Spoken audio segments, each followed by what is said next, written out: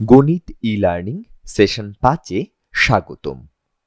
আজ আমরা প্রাক গণিত ধারণা সম্পর্কে আলোচনা করতে যাচ্ছি। আমাদের অধিবেশন শুরু করার আগে আপনি কি কিছু সময়ের জন্য চিন্তা করতে পারেন প্রি স্কুল গণিতের কোন ধারণাগুলো শিশুদের জানা উচিত? আপনার ভাবনাগুলো এলএমএস চ্যাট বক্সে শেয়ার করুন। প্রি স্কুল গণিত ধারণাসমূহ। শিশুরা যে কোনো অ্যাক্টিভিটি করার সময় গণিত ব্যবহার করে, যেমন সিঁড়ি দিয়ে ধাপে ধাপে উপরে ওঠার সময় প্রত্যেকটি পদক্ষেপে গণনা করা, রং অনুযায়ী ব্লক বাছাই করার সময় আরও একটি লাল বেশি রয়েছে উল্লেখ করা, মাংসাশী প্রাণীগুলো থেকে রক্ষা করার জন্য তৃণভোজী প্রাণীগুলোকে আলাদা। প্রতিটি ক্ষেত্রেই কোনো না কোনোভাবে গণিতের ব্যবহার রয়েছে। আপনার প্রি স্কুলারদের গণিতের দক্ষতাগুলি কিভাবে বিকশিত হচ্ছে এবং ভবিষ্যতে বিকশিত হবে তা জানা থাকলে এবং আপনার শিক্ষাক্রম অনুযায়ী শ্রেণীকক্ষে গণিতের বিভিন্ন অ্যাক্টিভিটি পরিকল্পনা করতে সহায়তা করবে। এখানে প্রি স্কুল গণিতের 16টি ধারণা দেয়া হলো। 1. পর্যবেক্ষণ। 2. সমস্যা সমাধান। 3. ভাষা। 4. ওয়ান-টু-ওয়ান মিলনকরণ। 5. সংখ্যা সংবেদন। 6. আকার। 7. স্থানিক ধারণা। 8. সেট এবং শ্রেণীবদ্ধকরণ। 9. অর্ডারিং বা সিরিয়েশন। 10. তুলনা। 11. প্যাটার্নিং। 12. গণনা। 13. পরিমাপ। 14. অংশ এবং পুরো। 15. নম্বর এবং চিহ্ন। 16. গ্রাফিং। প্রি স্কুল গণিত ধারণাগুলি প্রি স্কুল বিজ্ঞান ধারণার সাথে ওভারল্যাপ হয় এবং এগুলো পারস্পরিক সম্পর্কযুক্ত। গণিতের ক্ষেত্রে শ্রেণীবদ্ধকরণ, তুলনা এবং পরিমাপের দক্ষতাগুলি গণিত ধারণা হিসাবে উল্লেখ করা হয়। বিজ্ঞানের ক্ষেত্রে এই দক্ষতাগুলিকে প্রক্রিয়া দক্ষতা হিসাবে চিহ্নিত করা হয়। আসুন, প্রি স্কুলাররা তাদের 16টি প্রাক গণিত ধারণা সারা বছর জুড়ে কিভাবে শিখবে তা একটু ঘনিষ্ঠভাবে দেখা যাক। প্রতিটি দক্ষতা কিভাবে পরবর্তীর জন্য পথ প্রস্তুত করে তা নোট করুন। 1. পর্যবেক্ষণ। ইন্দ্রিয় ব্যবহার করে। পর্যবেক্ষণ হচ্ছে তথ্য সংগ্রহ এবং সংগঠিত করার প্রথম পদক্ষেপ। শিশুরা পর্যবেক্ষণ করতে তাদের ইন্দ্রিয়গুলি ব্যবহার করে। যখন তাদের সামনে বিভিন্ন জিনিস সংগ্রহ করে দেওয়া হয়, তখন শিশুরা তাদের পঞ্চ ইন্দ্রিয় ব্যবহার করে জিনিসগুলো পর্যবেক্ষণ করে।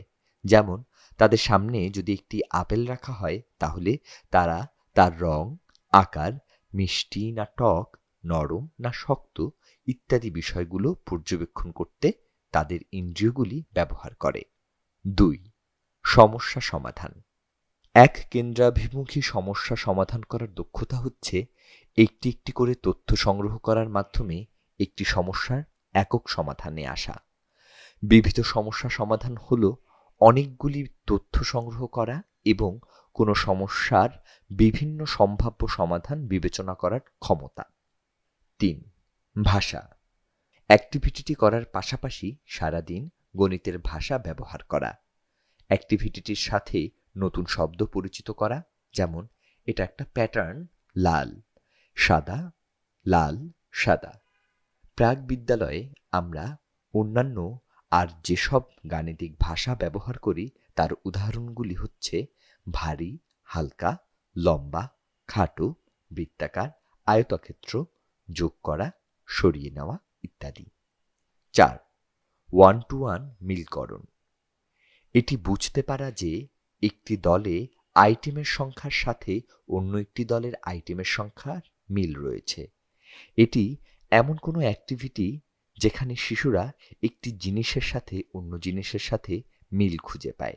উদাহরণস্বরূপ, প্রতিটি ভালুকের জন্য একটি বোতাম বা একটি শিশুর জন্য একটি পেপার কাপ, প্রতিটি হাতে একটি টুকরো রয়েছে। 5. সংখ্যা সংবেদন। সংখ্যা সংবেদন ধারণাটি হচ্ছে সংখ্যা বুঝতে পারা।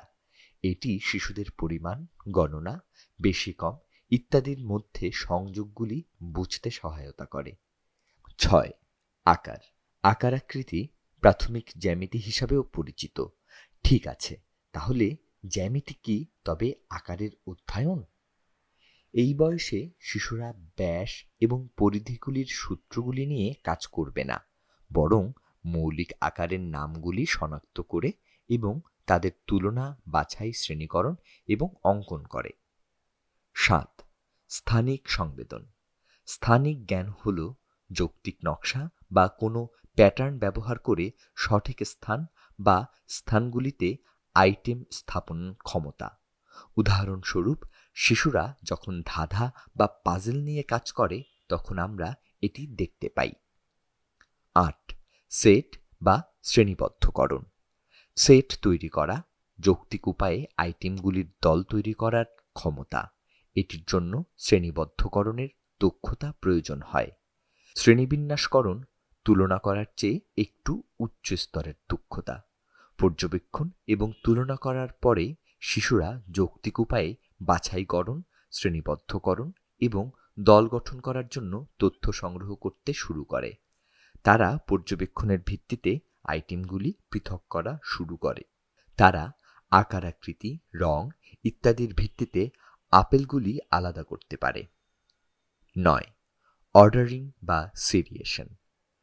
অর্ডার সিরিয়েশন তুলনা করার চেয়ে আরও উচ্চতর স্তরের দক্ষতা।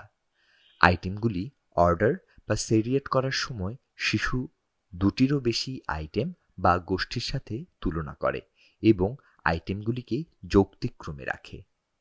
তারা আকার বা আকৃতির উপর ভিত্তি করে আইটেমগুলি ক্রমে রেখে দিতে পারে, যেমন ছোট থেকে বড় আকারে সাজানো, অথবা তারা প্রথম থেকে শেষের উপর ভিত্তি করে আইটেমগুলি সাজাতে পারে, যেমন কোনো গল্পের মধ্যে যখন ঘটেছিল তার ক্রমে প্যানেল বোর্ডে ছবি স্থাপন। 10. তুলনা। তুলনা হলো আইটেম বা দলগুলোর মধ্যে সাদৃশ্য শনাক্ত করার ক্ষমতা। শিশুদের একবার আইটেমগুলি অন্বেষণ করার জন্য সময় পেলে তারা তুলনা শুরু করে। এগুলি মিলের পাশাপাশি একই এবং বিভিন্ন রং, ওজন বা আকারের উপর ভিত্তি করে আপেলগুলোর মধ্যে পার্থক্য লক্ষ্য করতে শুরু করে। 11. প্যাটার্নিং। প্যাটার্নগুলি হল নির্দিষ্ট ক্রমে আইটেম স্থাপন ক্ষমতা যা এর পুনরাবৃত্তি করে। একটি এবি প্যাটার্নে ক্যাটারপিলার প্যাটার্নিং, হলুদ নীল হলুদ নীল। এক লাইনে শিশুদের প্যাটার্ন করা, ছেলে মেয়ে ছেলে মেয়ে। 12. গণনা। এখানে দু ধরনের গণনা রয়েছে: মুখস্থ গণনা, মেমোরি থেকে ক্রমসংখ্যা আবৃত্তি; যৌক্তিক গণনা, একটি দল হিসেবে গণনা করা এবং তারপরে বুঝতে পারা যে শেষ সংখ্যাটি হল সেটির পরিমাণ। 13.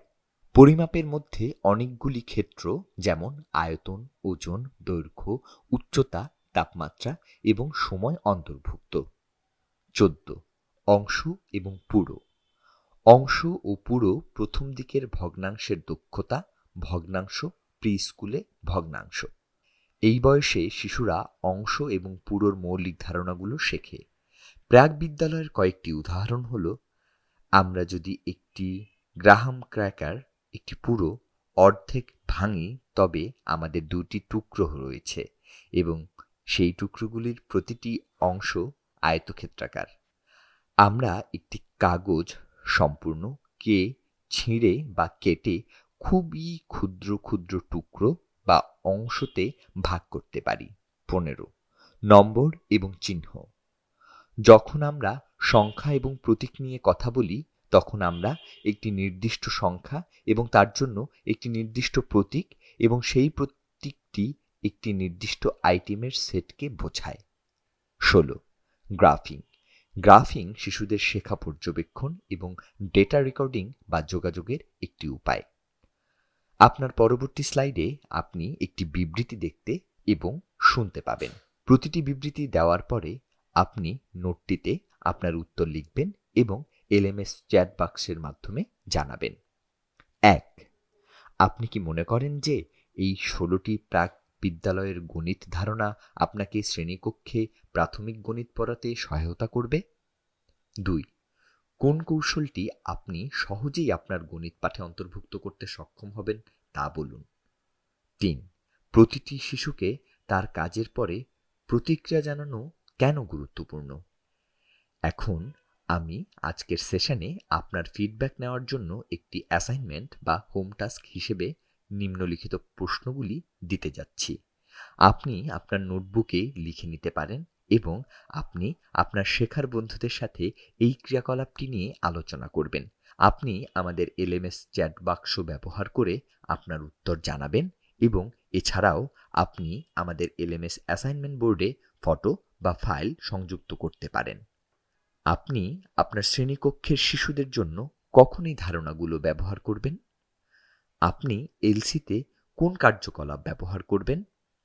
আপনি কিভাবে এই কার্যকলাপটি ব্যবহার করবেন? শিশুদের প্রয়োজন অনুসারে ক্রিয়াকলাপে আপনি কি অভিযোজন এবং পরিবর্তনগুলি করবেন? আপনি কিভাবে এলসিগুলির সময়সূচিতে এই ক্রিয়াকলাপগুলিকে একীভূত করবেন?